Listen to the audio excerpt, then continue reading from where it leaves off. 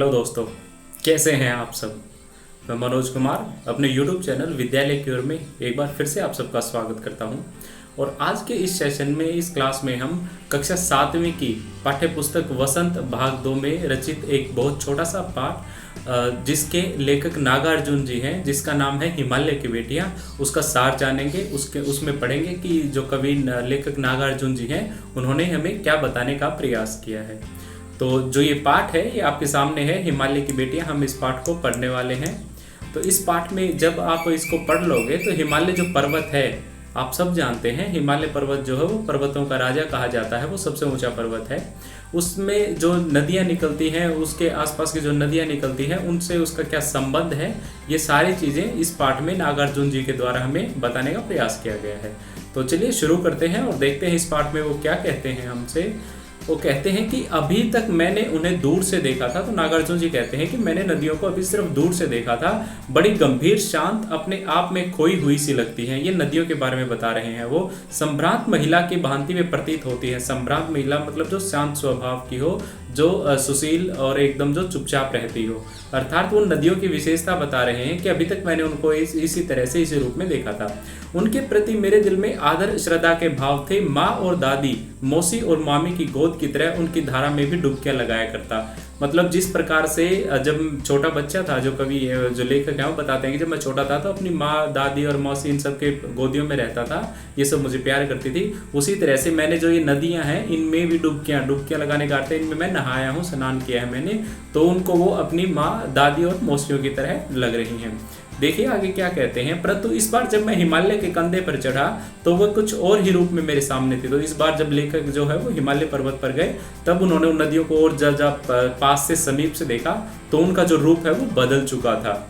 मैं हैरान था कि यही दुबली पतली गंगा, यमुना, यही सतलुज समतल मैदानों में उतरकर विशाल कैसे हो जाती है। वो कहते हैं कि जब ये समतल मैदान पे मैं इनको देखता था तो ये बहुत विशाल और बहुत बड़ी बड़ी होती थी, में बहुत ज़्यादा पानी होता था। लेकिन वो दुबली पतली कहा है कवि ने यहाँ पर, लेखक ने यहाँ पर इनको, नागार्जुन जी ने इनको नदियों को, क्यों? क्योंकि जब पहाड़ों से नदियाँ निकलती हैं तो बहुत छोटे छोटे झरने के रूप में वो बहुत पतली पतली सी होती हैं, और फिर वो समतल मैदानों पर आकर बहुत सारे जो झरने हैं वो इकट्ठा होकर एक नदी का रूप लेते हैं। तो बताते हैं कि वो बहुत पतली है। और लेखक जो है नागार्जुन जी, इन्होंने इस बार हिमालय जाकर इसको देखा था। इनका उछलना और कूदना, खिलखिलाकर हंसना, हंसते जाना, इनकी इस भावभंगी, इनका यह उल्लास कहाँ गायब हो जाता है मैदान में जाकर। मान के जब वो पर्वत पे, पहाड़ों में होती है, हिमालय से निकलती हैं, तो बहुत से उतार चढ़ाव आते हैं। कुछ जगह ऊंची होती है, कुछ नीची होती है, कहीं पत्थर होते हैं, कहीं कोई पेड़ पौधे आ जाते हैं, कुछ झाड़ी आ जाती हैं। तो वहाँ पे वो शोर शराबा, उछलने कूदने का अर्थ है कि वो कभी समतल की तरफ होकर, कभी ऊंचाई पर, कभी नीचाई पर, कभी दाएं कभी बाएं, इस तरह से वो बहती रहती हैं छोटे छोटे झरने के रूप में। और जब मैदान होता है तब तो वो सारा पानी एक जगह इकट्ठा होकर नदी के रूप में बहने लगता है। तो कहते हैं कि न जाने जब वो नीचे आती है समतल में वो नदी, तो न जाने वो जो उनका उछलना कूदना है वो कहाँ पे गायब हो जाता है। आगे कहते हैं कि किसी लड़की को जब मैं देखता हूँ, किसी कली पर जब मेरा ध्यान अटक जाता है, तब भी इतना कौतूहल और विस्मय नहीं होता जितना कि इन बेटियों की बाल लीला देखकर। वो कहते हैं कि मैं अगर किसी लड़की को देखता हूँ, किसी महिला को देखता हूँ, किसी कली को देखता हूँ, तब भी मुझे इतना आश्चर्य नहीं होता जितना आश्चर्य मुझे इन जो बेटियां हैं, ये बेटियां, इन्होंने नदियों को कहा है, नदियों को उपाधि दी है, बेटियों का एक रूप माना है। तो कहते हैं कि जब मैं इनकी बाल लीला होते हैं, जब बच्चे जो होते हैं वो तरह तरह की जो स्वांग नाटक से रचते हैं, उस तरह की जो क्रियाएं करती हैं उनको कहा है। तो कहते हैं कि जब मुझे हैरानी होती है जब मैं इनको, ये जो अटकेलियाँ कर रही हैं, बाल लीलाएं कर रही हैं, ये देखता हूँ। तो आगे कहते हैं कि कहाँ ये भागे जा रही हैं, वह कौन सा लक्ष्य है जिन्हें इन्हें बेचैन कर रखा है। भागे जाने का अर्थ है कि वो नदी जो है वो रुकती नहीं है, वो बहती रहती है। तो जो लेखक है वो कहते हैं कि पता नहीं है कहाँ पर भागी चली जा रही हैं। अपने महान पिता का विराट प्रेम पाकर भी अगर इनका हृदय अतृप्त ही है, तो वह कौन होगा जो इनकी प्यास मिटा सके। अपने पिता यहाँ पर हिमालय को कहा है, क्यों? क्योंकि जो नदियां हैं वो हिमालय पर्वत से निकलती हैं। तो वो कहते हैं कि अगर उन्हें अपने पिता से ही इतना प्रेम नहीं मिला नदियों को, तो अब वो किसके पास जाकर जो है अपनी प्यास को बुझाना या तृप्त करना चाहती हैं। ये बताया है यहाँ पर कवि के द्वारा, लेखक के द्वारा। और वो कहते हैं कि तो वह कौन होगा जो इनकी बर्फ जली नंगी पहाड़ियाँ, छोटे छोटे पौधों से भरी घाटियाँ, बंदुर अत्यधिकाएं और सरजब्ज उपत्यकाएं, ऐसा है इनका लीला निकेतन। नीला निकेतन, निकेतन होता है जहाँ पर रहा जाता है।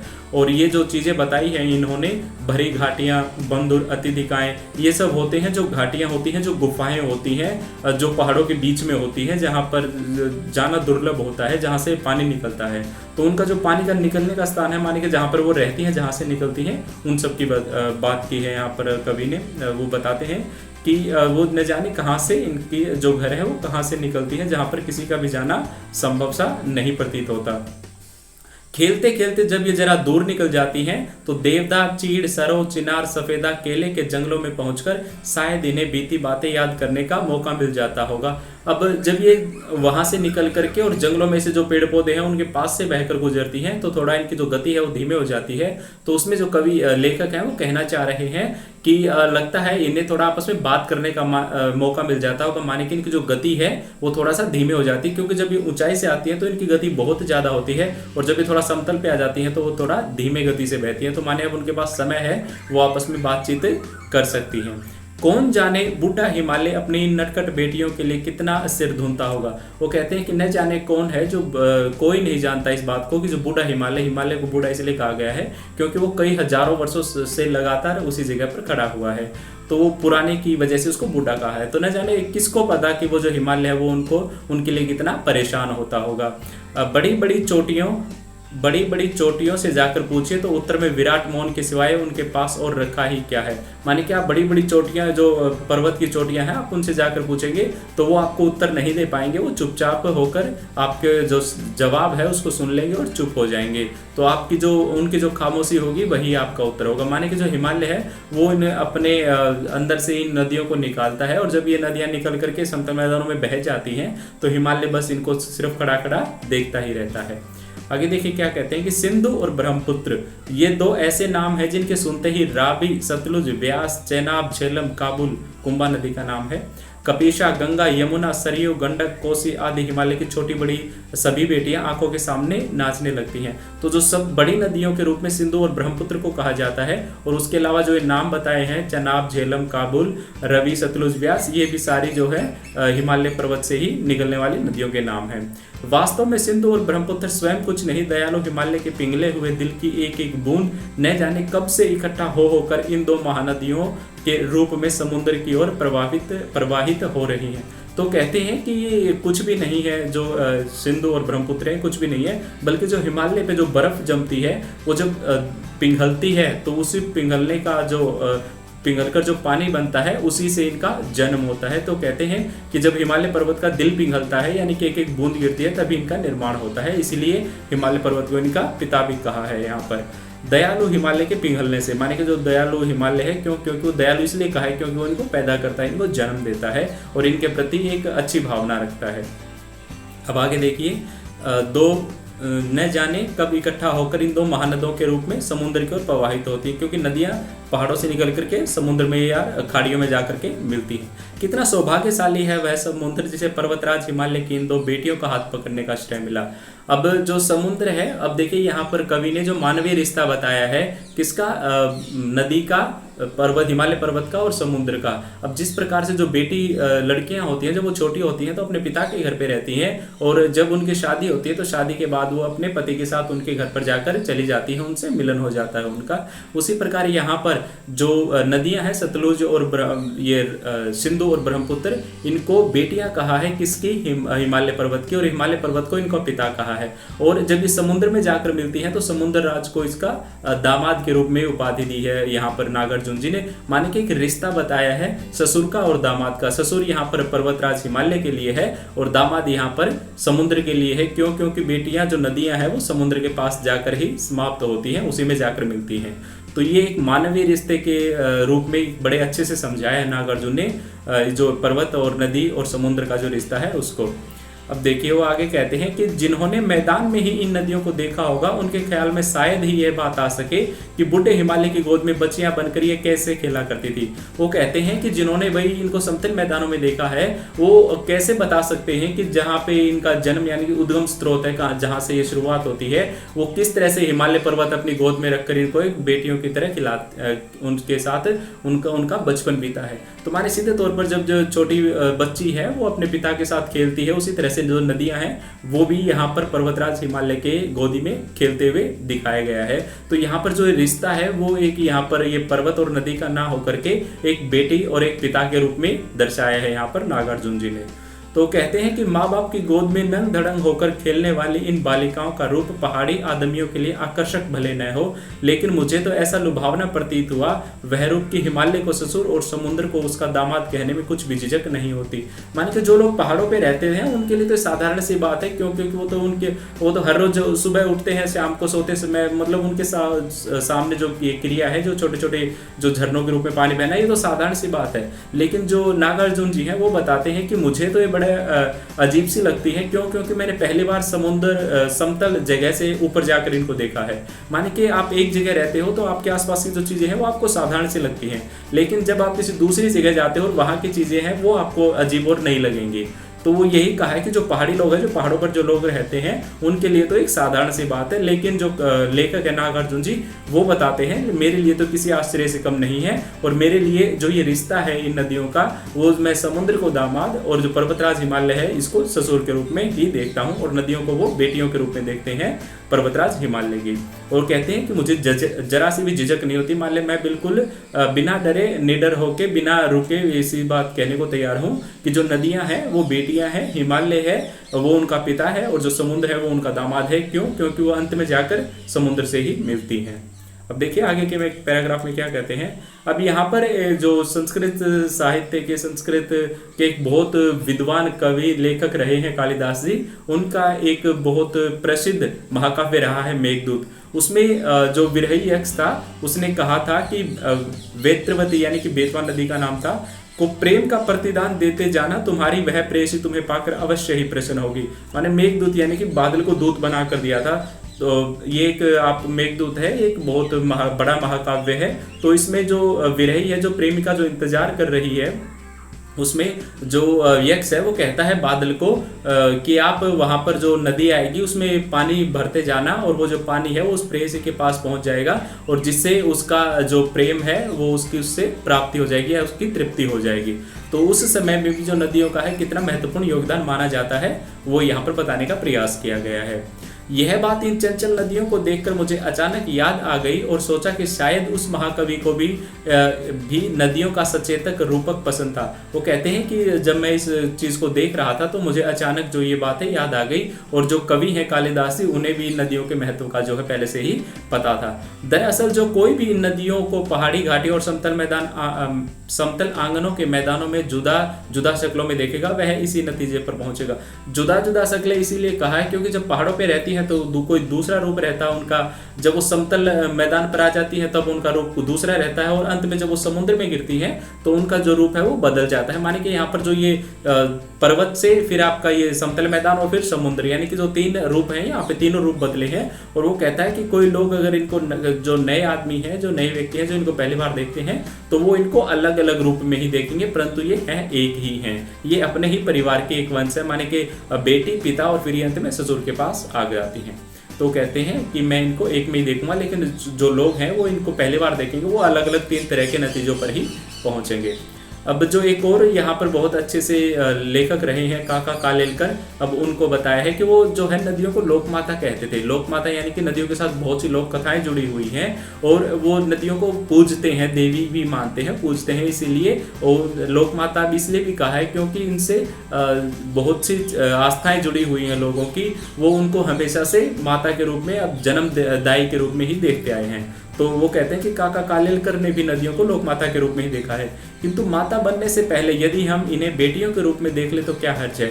और वो कहते हैं कि माता का रिश्ता तो बना दिया नदियों से, अब इन माता के नदियों रिश्ते के बाद अगर मैं इनको बेटियों के रूप में भी देखूं नदियों को, तो भी उसमें कोई आश्चर्य नहीं होगा। माने कि मैं माता भी मान सकता हूँ नदियों को और बेटियां भी मान सकता हूँ।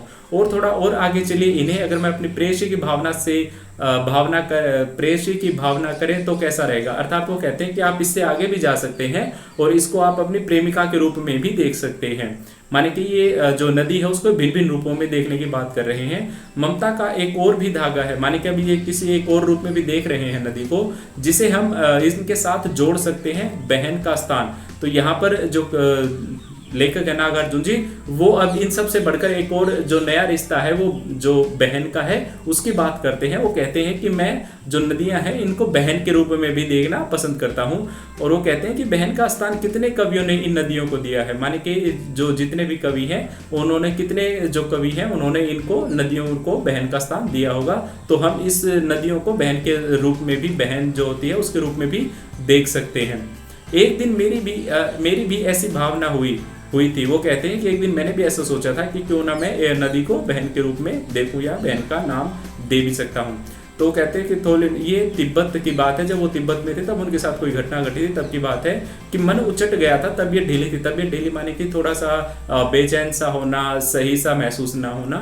सतलज के किनारे जाकर बैठ गया। तो जो लेखक है नागार्जुन जी, वो कहते हैं कि उस समय मैं सतलज के किनारे पर जाकर बैठ गया था और वो जो समय था वो दोपहर का समय था।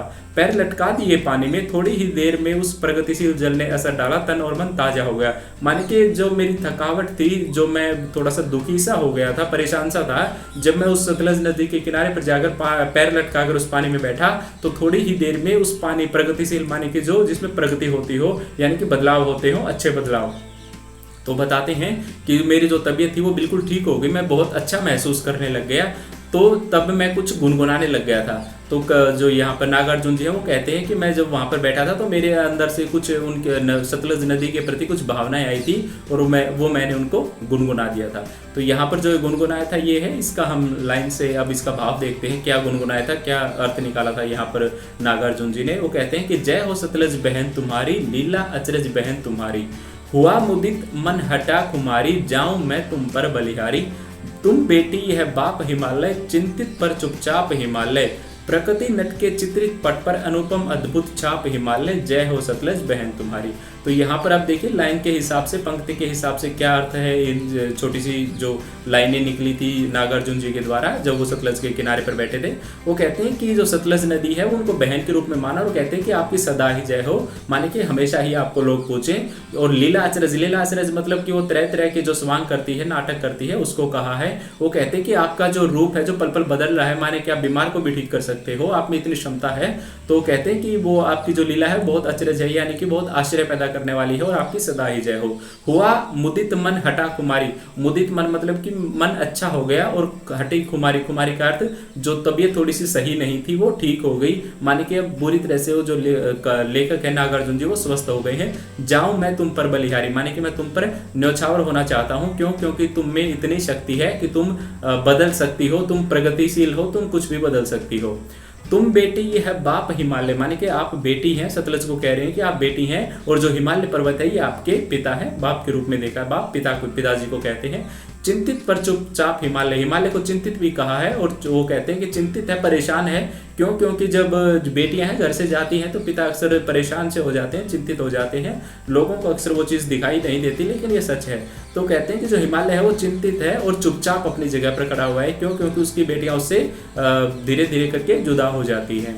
अब वो कहते हैं कि प्रकृति नटी के चित्रित पट पर, नटी यहाँ पर वो जो दो डंडे बांधकर उनके ऊपर रस्सी बांधकर वो जो नट का खेल दिखाते हैं ना, जो मेल होता है, जो पुरुष होता है उसको नट कहते हैं, और जो फीमेल स्त्री होती है उसको नटी कहते हैं। कि माने वो एक डंडे को लेकर ऐसे ऐसे बैलेंस करते हुए वो जो करतब दिखाते हैं उनको कहते हैं। तो कहते हैं कि प्रकृति भी एक नटी की तरह, माने कि भिन्न भिन्न तरह के खेल दिखाने वाली है। और चित्रित पट माने कि ये तरह तरह के जो है ये पट धारण करती रहती है, माने कि वो जो प्रकृति है वो एक नटी की तरह बहुत से खेल दिखाती रहती है, और वो नदियों के रूप में ये बात की है यहाँ पर लेखक नागार्जुन ने। वो कहते हैं कि अनुपम अद्भुत छाप हिमालय, माने कि अनुपम यानी कि जिसकी शोभा देखते ही बनती हो, और अद्भुत यानी कि जो बहुत सबसे अलग हो, और छाप यानी कि पहचान, उसकी छवि। वो कहते हैं कि हिमालय की जो पहचान है वो सबसे अलग है, अद्वितीय है, जिसको हर कोई देखना चाहता है। और वो कहते हैं कि जय हो सतलज बहन तुम्हारी। तो यहाँ पर वो सतलज की जो है गुणगान करते हैं अपनी पंक्तियों के माध्यम से। तो ये एक छोटा सा पाठ था हिमालय की बेटियां, माने कि हिमालय पर्वत को पिता का रूप दिया है, एक मानवीय संबंध बताया है नदियों का, हिमालय का और समुद्र का, और उसको समझाने का प्रयास किया है आपको कि जो प्रकृति से हमें चीज़ें मिलती हैं उन्हें हिमालय कैसे संभाल के रखता है, नदियों का कैसे जन्म होता है और वो अंत में जाकर कैसे समुद्र में मिल जाती है। तो ये पाठ था, उम्मीद है आपको ये पाठ बहुत अच्छे से समझ आया होगा। तो इस चैनल से जुड़े रहने के लिए मैं एक बार फिर से आप सबका धन्यवाद करता हूँ। धन्यवाद।